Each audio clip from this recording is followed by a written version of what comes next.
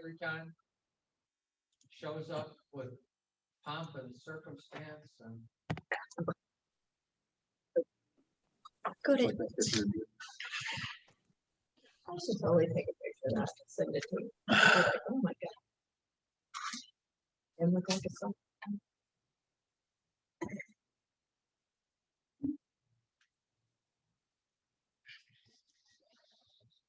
I actually did make a certificate one time before I actually got sober and I was going to meetings to get, oh, what's her name off my back, make her think everything. And so I came home like 2 weeks later after going to meetings and it was before Google. So I didn't really know what it looked like. I knew there had to be one. So I just made it up. Yeah, like this is in honor of blah, blah, blah. I signed some dude's name to it. She didn't know. She was like, Did you- cool, okay. Did you get it ratified as AA approved literature? I did not. I did not. It was Debbie approved literature is what that was. Yeah.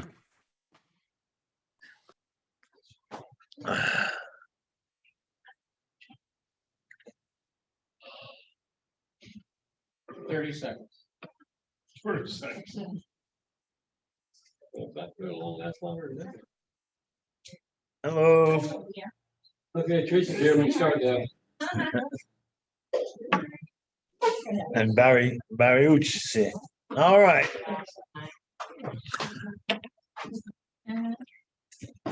All right, everybody, let's go ahead and get started. And welcome. Glad you stuck it out and you're here. This is the last week. Just so you know, I put up on the board, we'll start over again, January 19th, right here. So January 19th, 2022, we will start again. Same thing. 95% the same, a little bit different, because sometimes I forget things and sometimes I remember things and sometimes whatever. Sometimes somebody will ask me a question. It's usually about 30 weeks. We're on week 28 because the fewer people, the quicker it goes because the less questions. The more people, the more questions. So normally it's about 30 weeks. Coming out of a pandemic, I think we did good. So congratulate yourselves for sticking it out. You guys online too. I'll miss you guys till next time. And when I see you again, sure we'll meet as we trudge this road. Okay. So we're finishing, we're working on step 12. And on page 89 in the book is working with others. And the first thing it says to you is that practical experience shows that nothing will so much ensure immunity for drinking as intensive work with other alcoholics. Intensive work. It says it works when all activities, when other activities fail. And then it talks about carrying the message. And last week we talked about what the message was, right? That we're supposed to To carry. your new house. Yeah. So you Okay. So go over to the next page, page 90. And on the top of the page it says, when you discover a prospect for Alcoholics Anonymous, find out all you can about him. If he does not want to stop drinking, don't waste time trying to persuade him. You may spoil a later opportunity. This advice is given for his family also. They should be patient, realizing they're dealing with a sick person. So this here, let's talk about that for a minute because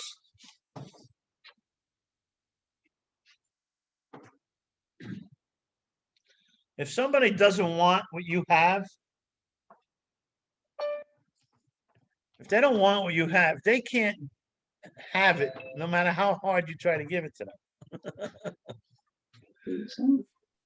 So Okay, now we have the tendency to try to try to push it harder on them and make it harder for them, make it, work harder to make it easier for them. That's not going to work. If they don't want what you have, there's nothing you can do to get them to have it.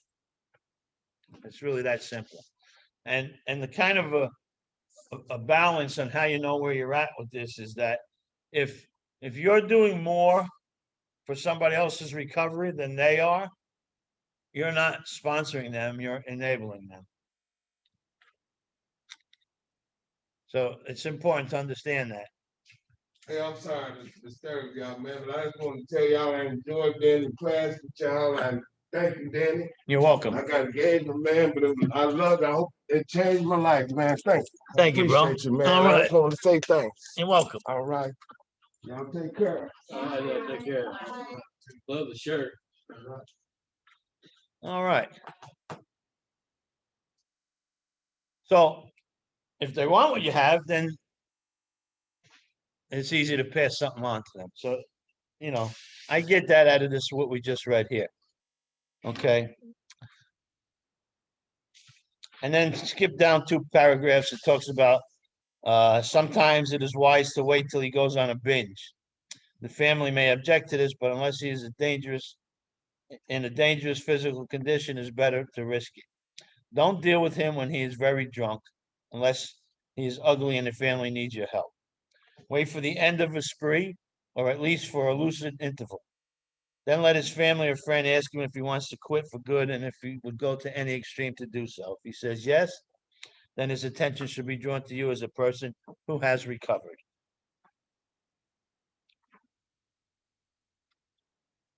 And then on the end of the page, it says, if he doesn't want to see you, don't force yourself on him, right? There's plenty of people that really want help and really want to try. And on page 91, it talks about see your man alone, if possible. At first, engage in general conversation. After a while, turn to talk to some phase of drinking. Tell him enough about your drinking habits, symptoms, and experience to encourage him to speak for himself. If he wishes to talk, let him do so.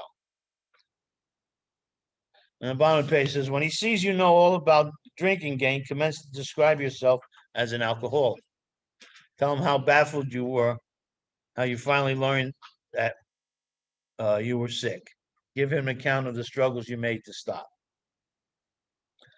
So why are we talking? Why is he suggesting to do that? If you remember way back in week 1 or 2, I said to you guys, you can't even begin to recover until you begin to relate to someone. You remember that?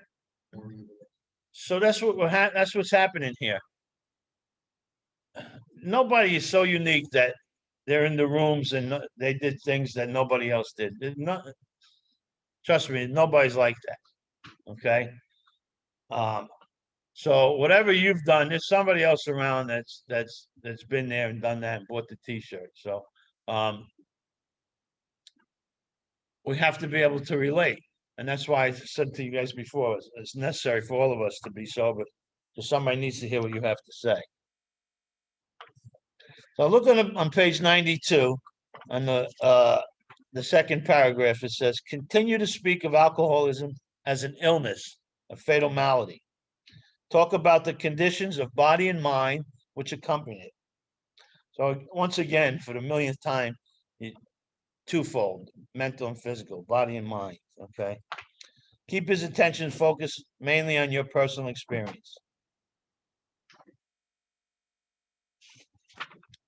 And now go over to the page 93.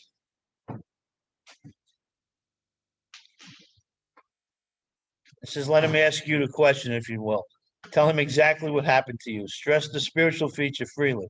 If the man be agnostic or atheist, make emphatic that he does not have to agree with your conception of God. He can choose any conception he likes, provided it makes sense to him. The main thing is that he be willing to believe in a power greater than himself and that he live by spiritual principles. And when dealing with people, he's talking about using everyday language, right? And if it gets to the religious part, down the bottom of this page, it talks about, in the middle of 4 or 5 sentences up from the bottom. Says, admit that he probably knows more about it than you do. And they're talking about, religion and stuff. But call his attention to the fact that however deep his faith and knowledge, he could not have applied it or he would not drink. So, and then on page 94, outline the program of action, explaining how you made a self-appraisal, how you straightened out your past, and why you are now endeavoring to be helpful to him. It's important for him to realize that your attempt to pass this on to him plays a vital part in your own recovery. Now, this is a very interesting paragraph here because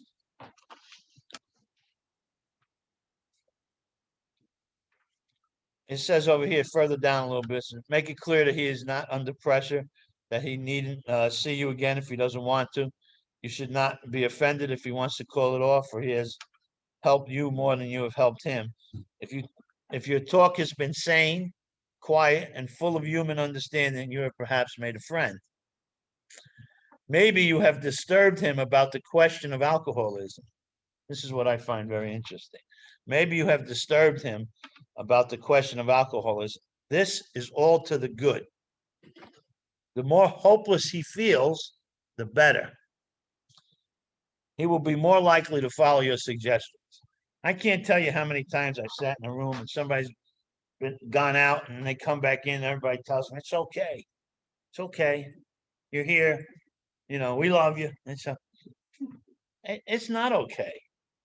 If you're any kind of a drunk like I am, it's not okay because I hurt people when I'm not living on spiritual principles. I don't even have to be drunk for that to happen. So it's not okay. And we want to focus on the hopelessness of the condition. The book says so right here.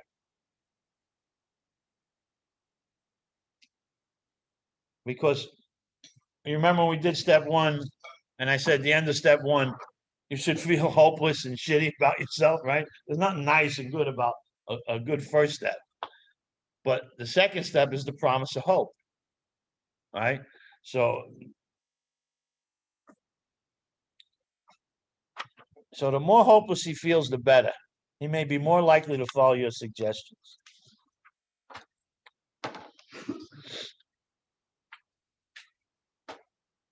Bottom of page 95, last paragraph says, if he thinks he can do the job in some other way or prefers some other spiritual approach, encourage him to follow his own conscience. We have no monopoly on God. We merely have an approach that worked with us. So this is very important.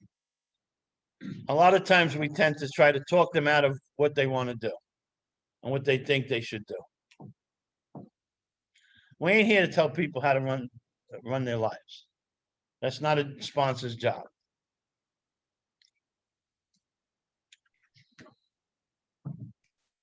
But it's important that I'm there for the person if they want it. If they don't want it, I'm not wasting my time. So when I sponsor somebody, I give them an assignment to do and the time to meet me. And if they show up, they didn't do the assignment, I'm out of there. There's nothing. I'm not going to sit down and have a chat with you. And I'm going to let you know, next time we meet, have your assignment done, or don't waste my time. And if the next time we meet, they don't have their assignment done, I won't meet them no more. So, again, if you're doing more for somebody's recovery than they are, you're not sponsoring them, you're enabling them.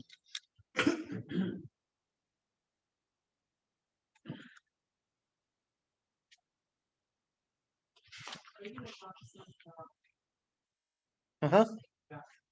Assignments. So I go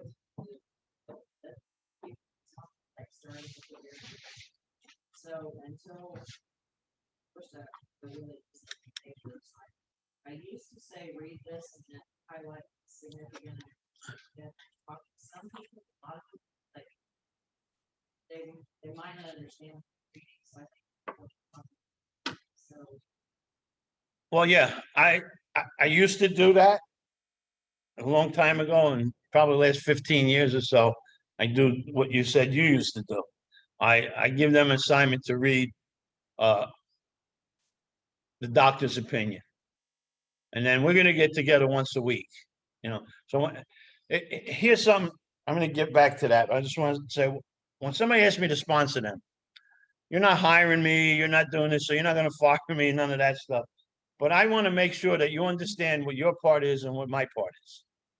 And so I explained to them that my part is, I'm going to give you things to do, and I'm going to help you understand what the problem is, what the solution is, what the program of action is, help you apply that into your life. And if you don't do the things you're supposed to do, then our deal is off. So my part is, I'm going to give you an hour a week plus every day. You can call me and talk to me if you got a question or a problem, and I'll see you at some meetings. And but once a week, we're going to sit down for an hour, and we're going to go over the stuff. And your job is to do the work that you're assigned. So if you don't do your work, then I don't have to keep my end of the bargain. Okay. So having said all that, now I give them an assignment. So I tell them, read the doctor's opinion.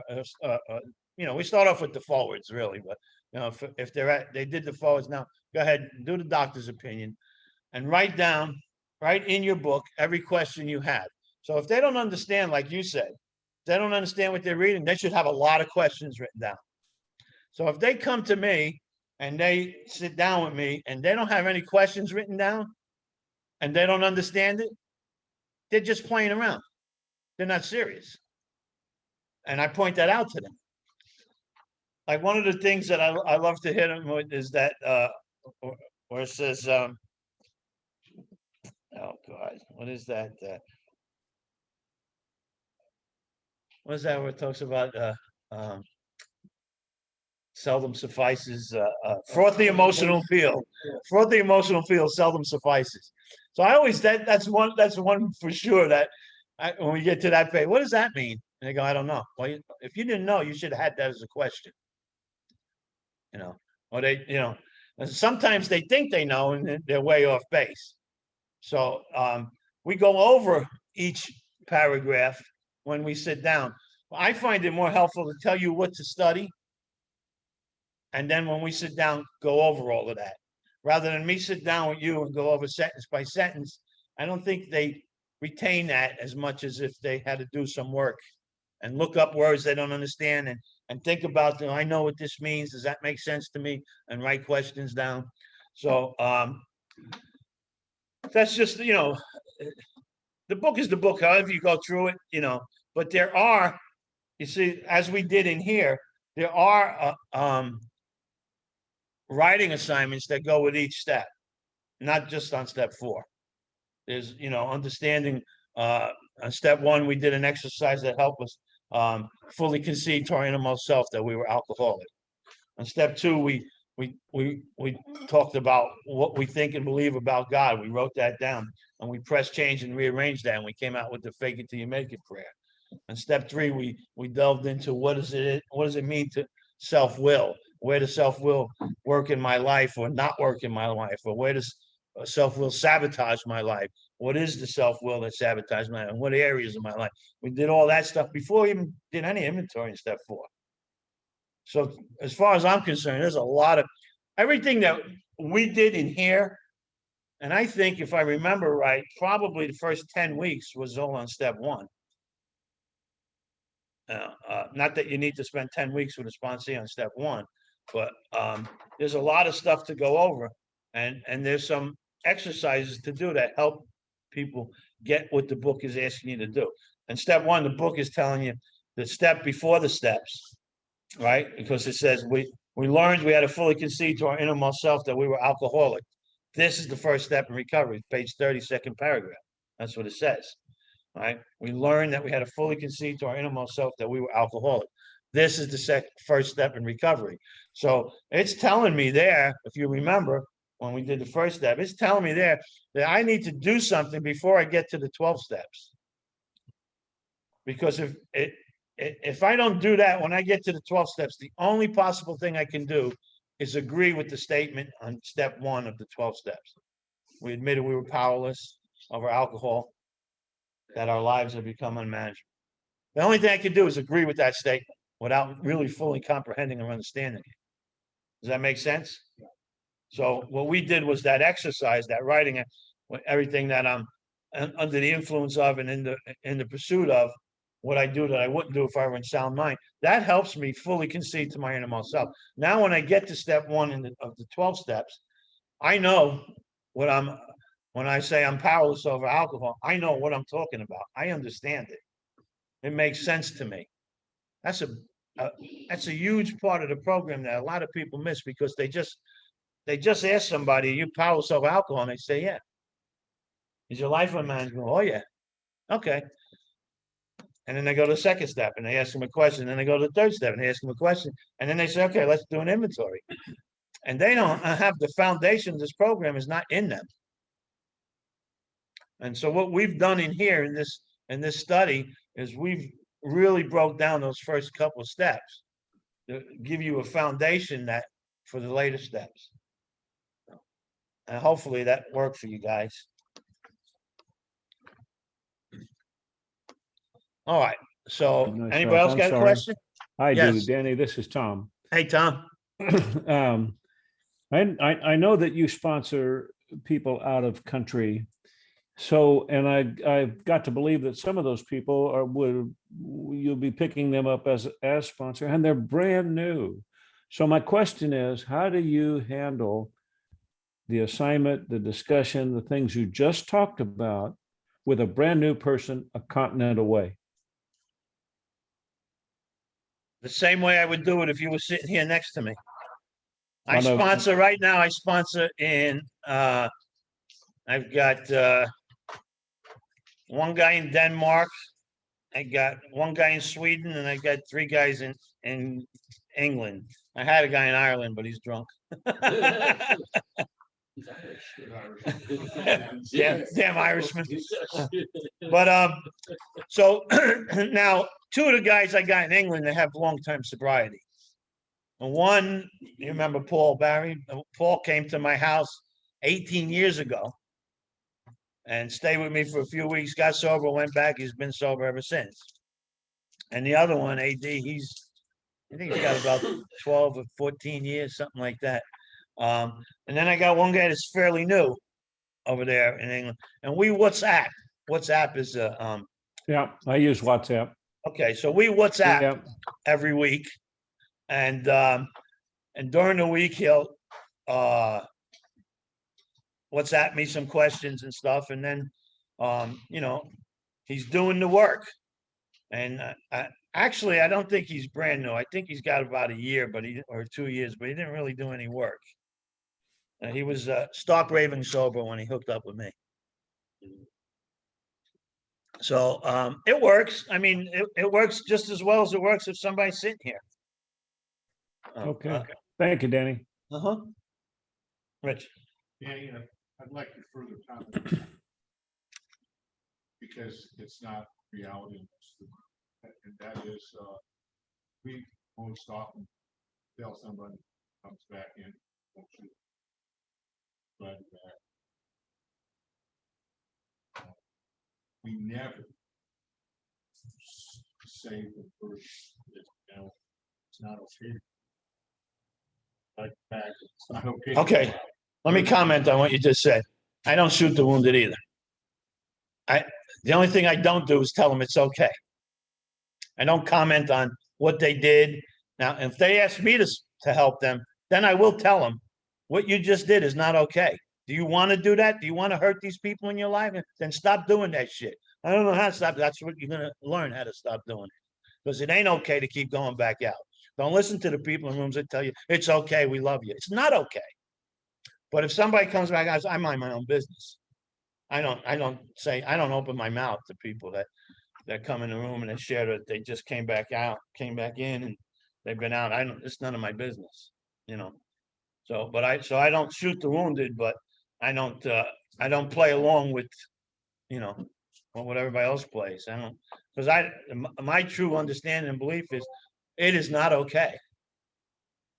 But I ain't gonna tell somebody that came back in, it ain't okay what you did. I'm not like that. But what I'm saying to you guys is it's not okay, so why tell them it's okay? You know, why are we telling these people it's okay? Nobody in this room could really admit that it's okay to go back out. You know, so, I'm not saying come in and condemn them and, you know, and embarrass them and call them names. I'm not saying anything like that. But why lie to them and tell them it's okay? I think that's just as bad as condemning them and lying to them and, you know, embarrassing them. I think it's just as bad or worse to tell them it's okay. You get a good drunk or a good Delphine and let them know that and keep telling them it's okay to go back out. You know what they're going to do? They're going to go back out. May not make it back in. They may not. They kill somebody, for instance. But, you know, the truth of the matter is it's not okay. Do you think it's okay? When some, No, I Okay. like the distinction. you made. yeah. So all I'm saying is I don't play that it's okay game. But I don't pick anybody out in a meeting ever, never.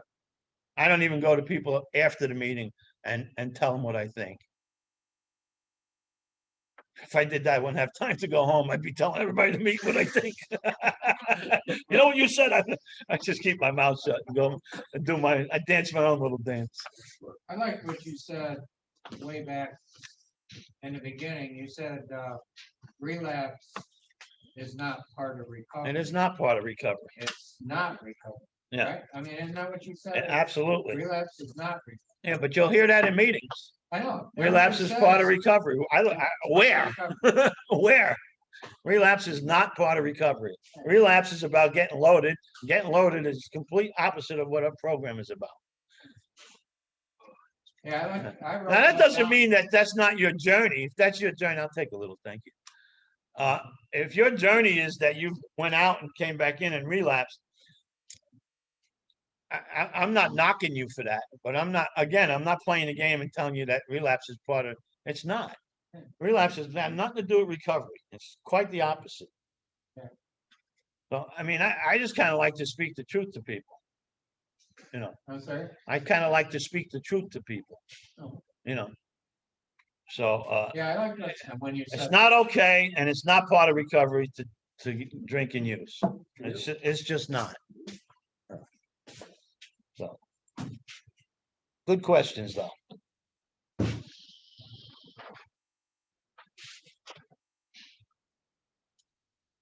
Go to page 97.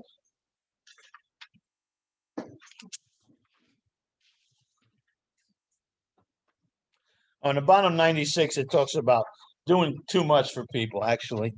And then on 97, it says, you may be aiding his destruction rather than his recovery.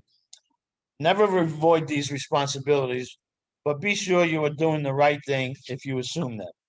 Helping others is the foundation stone of recovery. A kindly act once in a while isn't enough. You have to act the Good Samaritan every day if need be. Would you read that? 97. And on the bottom 97 says, for the type of alcoholic who is able and willing to get well, little charity in the ordinary sense of the word is needed or wanted. The men who cry for money and shelter before conquering alcohol are on the wrong track. That's an important sentence there. You know, come in here, you know, let's get a job, let's get you some money, let's get you on the feet, let's get you some new clothes. And no, that's bullshit. Come in here, get serious, get sober, things will work out for you.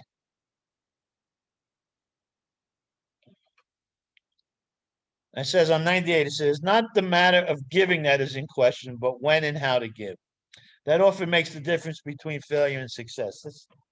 That's a pretty important sentence.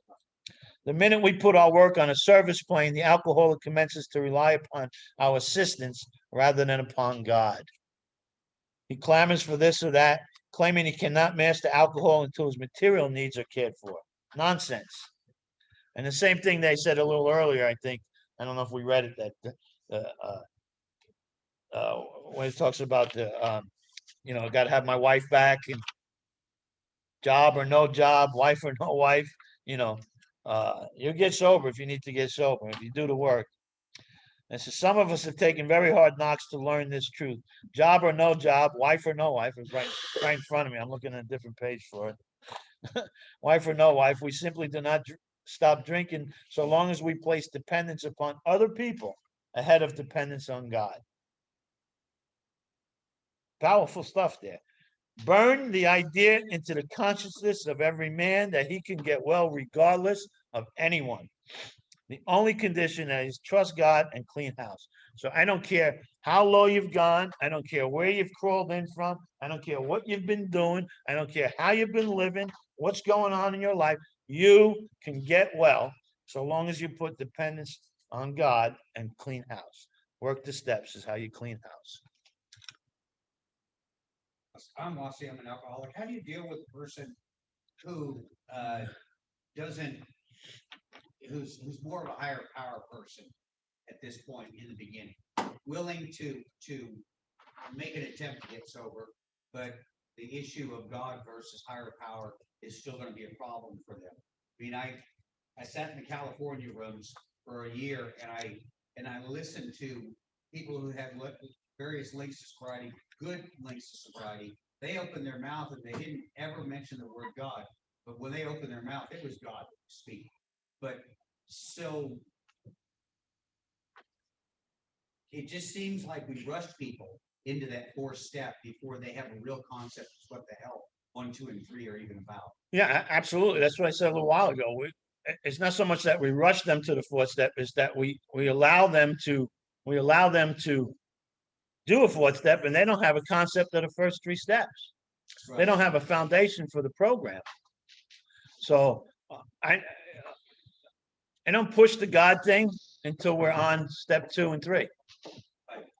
You know, and then on step 2, we kind of get, the search for God begins in step 2. That's where the search for God begins. And then your spiritual experiences begin in step 2. It just seems like I see, and I've had a couple of different sponsors that we got to hurry up and get you to step 4. Yeah. And I'm thinking, what the hell is a big hurry? This is my life.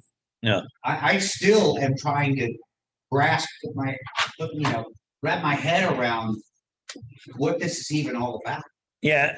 And that's just a misconception of the program, really, because in our literature, I think in the 12 and 12, it says the only step that we have to do 100% is the first step, right? So the first step is the one that needs 100% attention. The rest of the steps are there's 11 more equal steps, You got to do a third step to do a fourth step. You got to do a fourth step to do a fifth step, right? So on and so forth. So, but the first step is you got to get sober. And you got to understand what you're dealing with, the disease concept, powerlessness, unmanageability. These things you got to understand in step 1. So, yeah, it's just, there's a lot of people that do that. And I think we started off this thing 27 weeks ago talking about what usually happens is a newcomer comes in the room and they go up to somebody, heard somebody say something cool in a meeting. So they go up to them, can you sponsor me? And the person says, yeah. You powerless of alcohol? Yeah. Your life unmanageable? Oh, yeah. You believe in God? I don't know. Are you willing to believe in God? Yeah, I'm willing to believe in God. Okay. Are you ready to make a decision, turn your will and life over? Yeah. Okay, let's do a fourth step.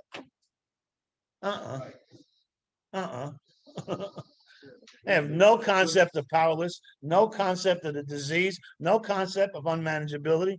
They don't have any understanding of what God is. If you've never asked your sponsee, what do you think and believe about God? He might be praying to the light bulb. You may think that's stupid. Stick around. You'll hear somebody in the room say that.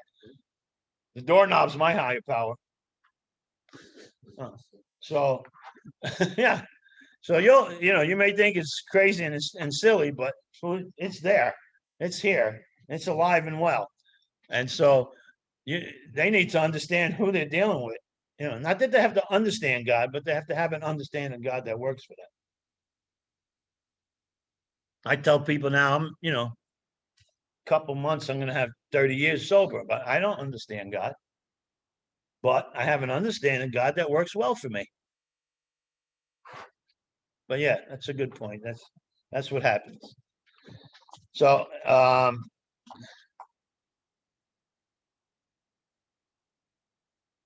so we want to burn into the consciousness of every man that he can get well regardless. Let's go to page 99.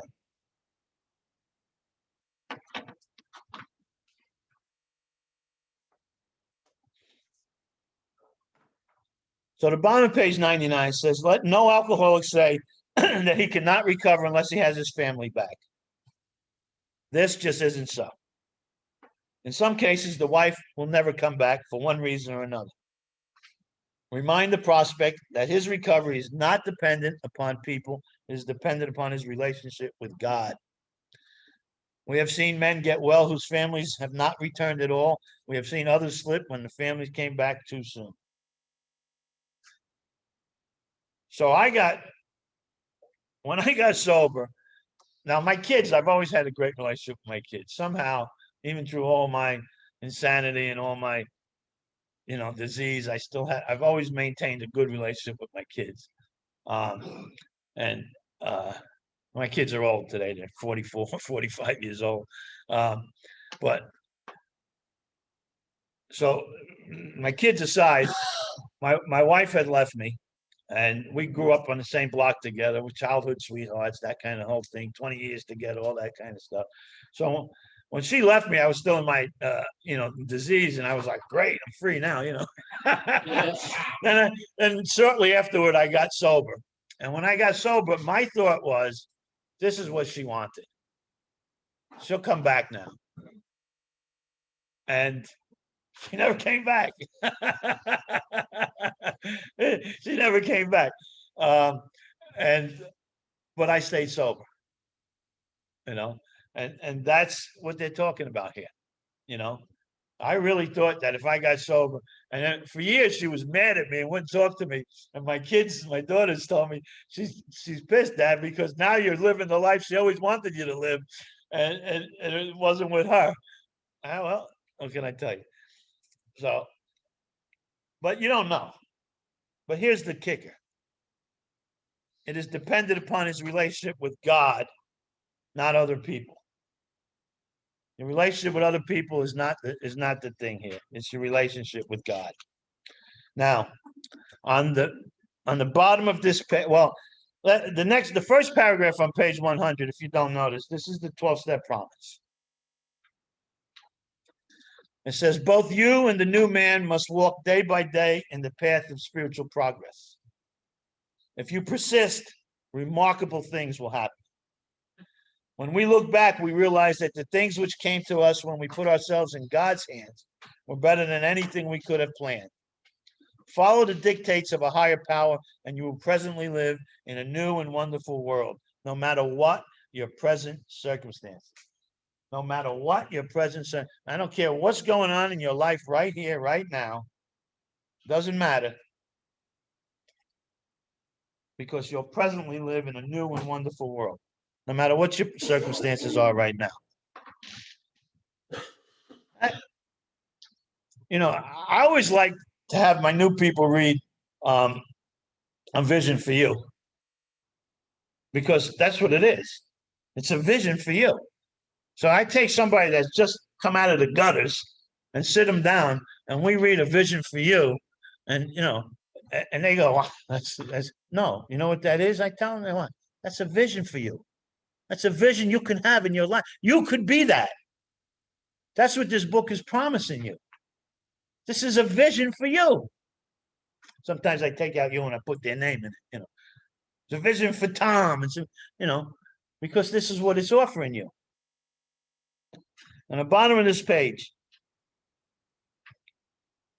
the next to last paragraph says, if you have been successful in solving your own domestic problems, tell the newcomers, I wasn't, tell the newcomers family how that was accomplished. In this way, you can set them on the right track without being critical of them. The story of how you and your wife settled your difficulties is worth any amount of criticism.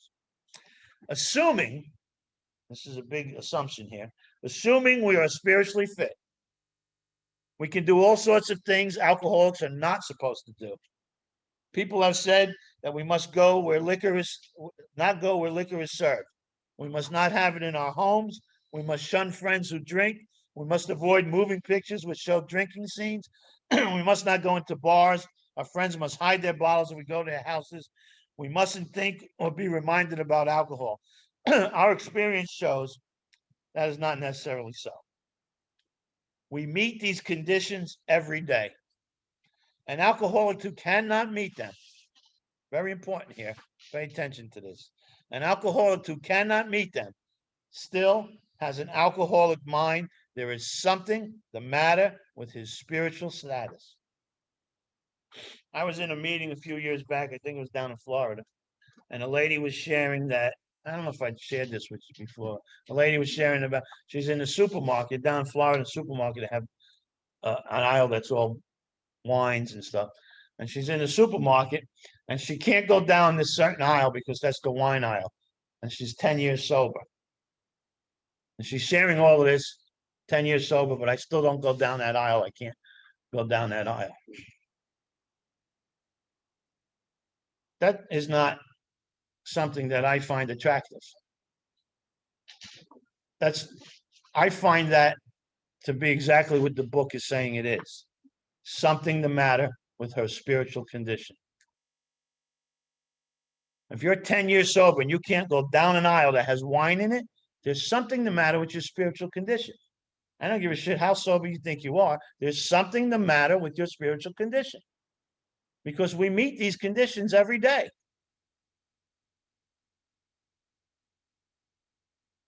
And it's not living in a new freedom. No, it's not. Good point. I should have thought of that.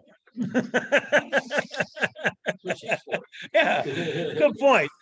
See, the more truth is a lot of story. Yeah, no, you're not living in new freedom if that's your your case. So I remember when I was just a few months sober, and I went with my sponsor to a speaker meeting. The speaker, I don't remember, he had 7 years, 10 years, whatever he had, something like that, 5 years, whatever he had. But he got up to the podium and he started talking about how powerless he is about everything in his life.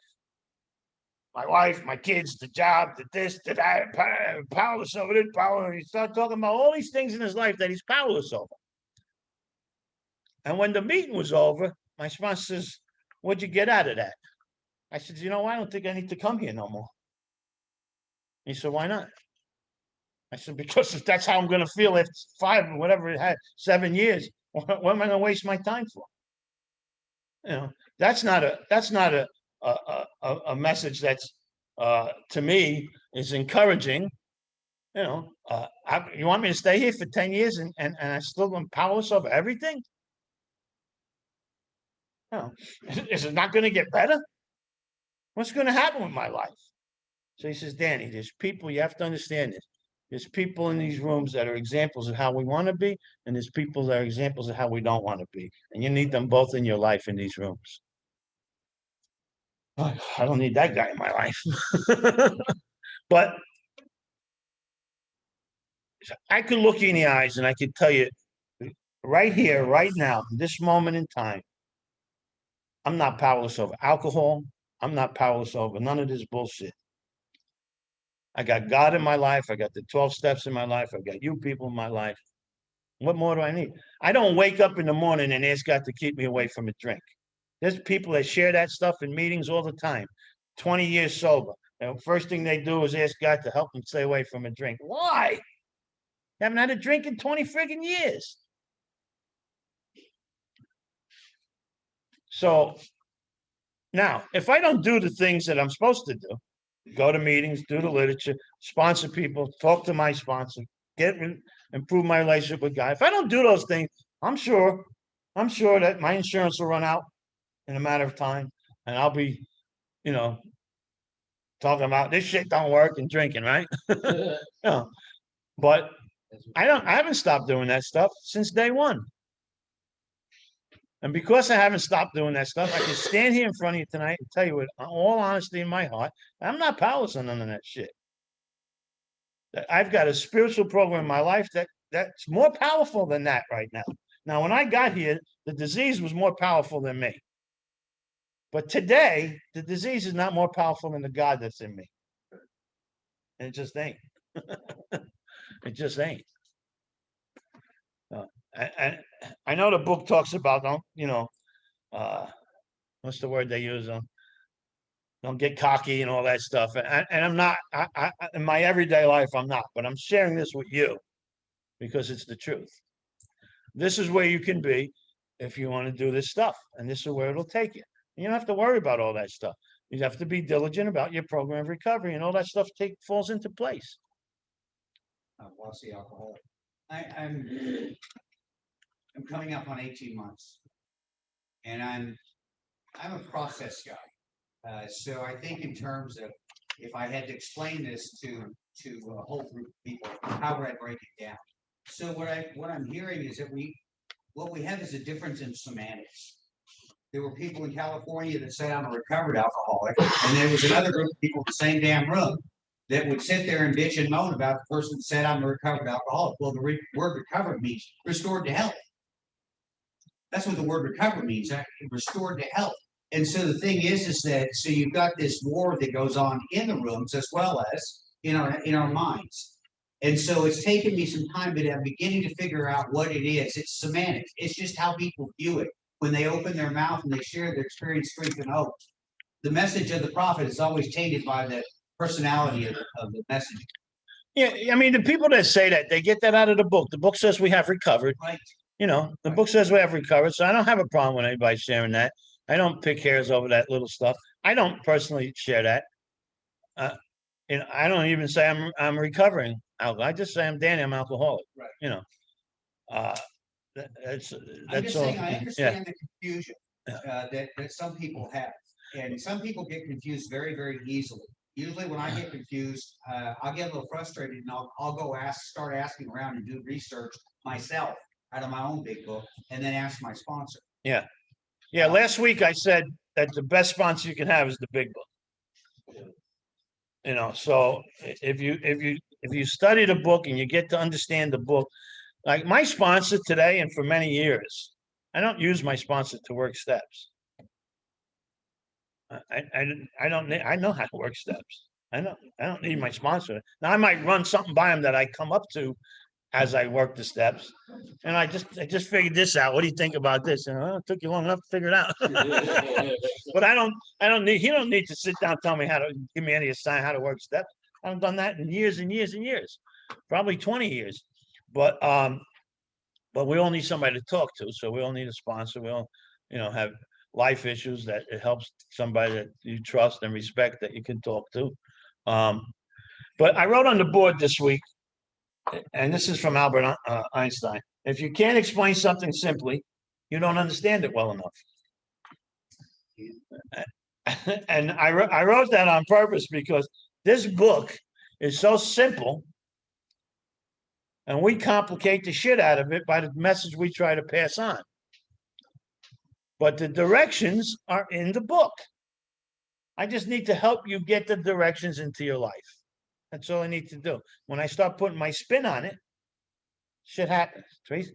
Okay, what you were just talking about, so once we've gone steps, said you know the steps now, way through the steps, so, and with your sponsees, once they're through all the steps,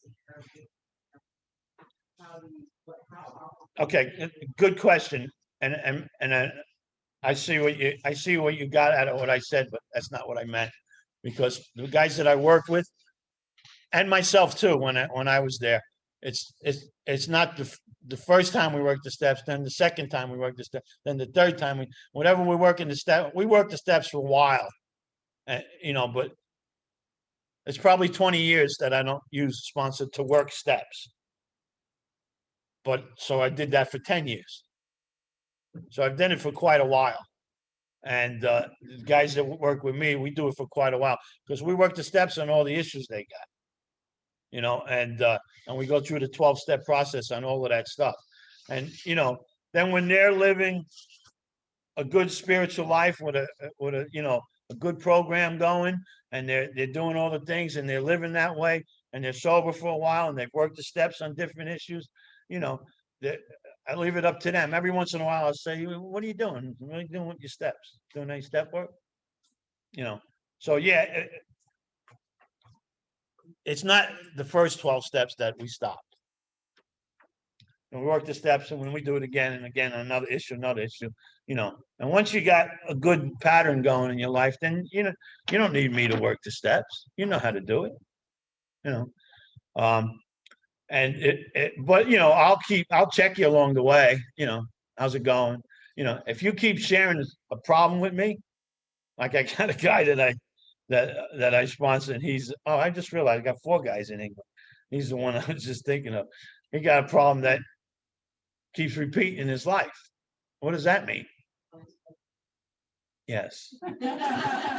Did I share that? Yes. Oh. Because he watches this. Yes. So I mean, so what's the deal with that? He hasn't overcome that yet. So we need to take a deeper delve into that. There's no other way to take a deeper dive into that, but the 12 steps all over again. You know, so we just keep doing that stuff. We just keep trudging. But yeah, I didn't mean to insinuate that we work the 12 steps and then we're on our own. Because we're not, you know. But after some time, you know, if 10 years of doing this stuff, you don't need me to work the steps. You don't need me to work the steps after 3 years of doing this stuff. But I'll check you along the way. But here's the thing, and this is important because this is what we're talking about. We're talking about sponsorship, right? My guys, people know me, I've sponsored guys in this room. If I ask you how you're doing, you go, okay, guess what? You're okay. I'm not like, are you sure you're okay? How okay are you? What do you mean by okay? What's going on in your life? Is that okay? Is it really okay? Are you really, really okay? No. If you say you're okay, you're okay. I ain't got nothing else to ask you. Good, take it easy. Now, you fall to your knees in pain because of the conduct and how you're living. Oh, you got that? Good, thanks. And the conduct and how you're living, and you're on your knees because you're suffering from how you live. Maybe you haven't drank yet, but you're suffering how you're living. You didn't share this with me. I asked you how you were doing. You said, okay. Obviously, you lied. If you were okay, you wouldn't be on your knees in pain right now.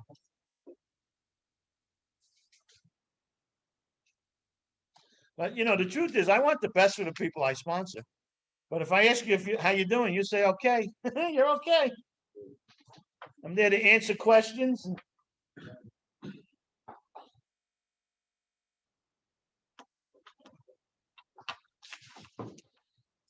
When you say you're working the steps with your people, what is that? What does that look like? It looks like I give you an assignment. You do the assignment. We go over it together. Right? When I feel like you really got it, we go on to the next assignment. Okay. Now, let's say this is the second, you've already gone through all 12 steps. Okay. So I have a new sponsor. And I told him, I said, I'm willing to do whatever it is you think is necessary. I'll go through all 12 steps again because you need to know me and I need to get to know you. Okay, so once you've had someone as a sponsee for a few years, and you see they're starting to stabilize themselves because they're working their program. What does working the steps look like at that point? Same thing. It's the same. Okay, all right. It's the same thing. Yeah. It's just that you're not working on alcohol and drugs anymore. Okay. Because what does the 12 steps say? We practice these principles in all our affairs. And if you read what in the 12 and 12 in the forward, it tells you what the principles are as far as we're concerned. On the forward to the 12 and 12, the forward, third paragraph says AA's 12 steps are a group of principles, spiritual in their nature, which practiced as a way of life can expel the obsession to drink and enable the sufferer to become happily and usefully whole.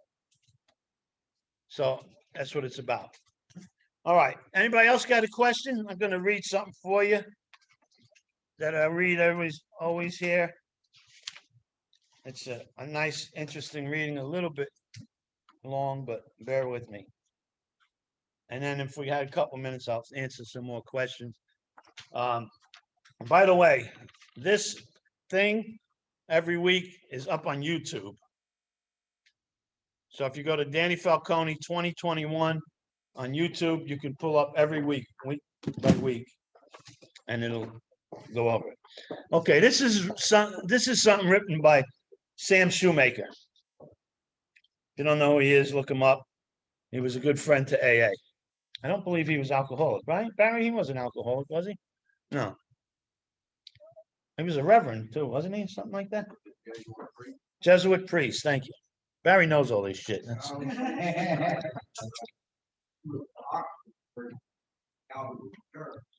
Okay. All right. So anyway, he was a friend to AA. And he wrote this thing. It's called I Stand by the Door. And it's very interesting. He wrote it for the AA people. I stand by the door. I neither go too far in nor stay too far out. The door is the most important door in the world. It is the door through which people walk when they find God. There's no use my going way inside and staying there when so many are still inside and they, as much as I, crave to know where the door is. I'm sorry, when so many are still outside and they, as much as I, crave to know where the door is. And all that so many ever find is only the wall where a door ought to be. They creep along the wall like blind people with outstretched, groping hands, feeling for a door, knowing there must be a door, yet they never find it. So I stand by the door. The most tremendous thing in the world is for people to find that door, the door to God. The most important thing any person can do is to take hold of one of those blind, groping hands and put it on the latch that only clicks and opens to that person's own touch. People die outside the door as starving beggars die on cold nights in cool cities in the dead of winter. Die for want of what is within their grasp. They live on the other side of it, live because they have not found it. Nothing else matters compared to helping them find it and open it and walk in and find him. So I stand by the door. Go in, great saints. Go all the way in. Go way down into the cavern cellars, all the way up to the spacious attics. It is a vast, roomy house, this house where God is. Go into the deepest of hidden casements, of withdrawal, of silence, of sainthood. Some must inhabit these inner rooms and know the depths and the heights of God and call outside to the rest of us how wonderful it is. Sometimes I take a deeper look in, sometimes venture in a little further, but my place seems to be closer to the opening. So I stand by the door. There is another reason why I stand there. Some people get part of the way in and become afraid. Lest God and in the zeal of his house devour them. For God is so very great and asks all of us. And these people feel a cosmic claustrophobia. And they want to get out. Let me out, they cry. And the people way inside only terrify them more. Somebody must be by the door to tell them that they are spoiled. For the old life, they have seen too much. Once taste God and nothing but God will do anymore. Somebody must be watching for the frightened who seek to sneak out just where they came in, to tell them how much better it is inside. The people too far in do not see how near these are to leaving, preoccupied with the wonder of it all. Somebody must watch for those who have entered the door but would like to run away. So for them too, I stand by the door. I admire the people who go way in, people I wish they would not forget how it was before they got in. Then they would be able to help those who have not yet even found the door. Or the people who want to run away again from God. You can go in too deeply and stay in too long and forget the people outside the door. As for me, I shall take my old accustomed place, near enough to God to hear him and know he is there, but not so far from people as to not hear them. And remember, they are there too. Where? Outside the door. Thousands of them, millions of them, but more important for me, one of them, two of them, 10 of them, whose hands I am intended to put on the latch. So I shall stand by the door and wait for those who seek it. I had rather be a doorkeeper. So I stand by the door. Sam Shoemaker. Pretty good stuff. Thank you guys for hanging with us this whole time and being part of this. We'll be back in January, on January 19th, 2022. All my internet friends there, take care. Thank you, See Danny, you very, very guys. much. Shannon, what are Stay you in doing touch. home, Shannon? You should be standing by the door over here. Call I'm me. not, I'm out of town. I'm out of town. Oh, okay, call me when you get back. All right, guys, take care. Okay, Danny, thanks. Great, great, Bye, great Dorothy. program. Bye, Tom. Bye, Danny. Thank you. Oh, I love Welcome, you. Bye, bye-bye. John. I'm gonna cry. Bye, Don.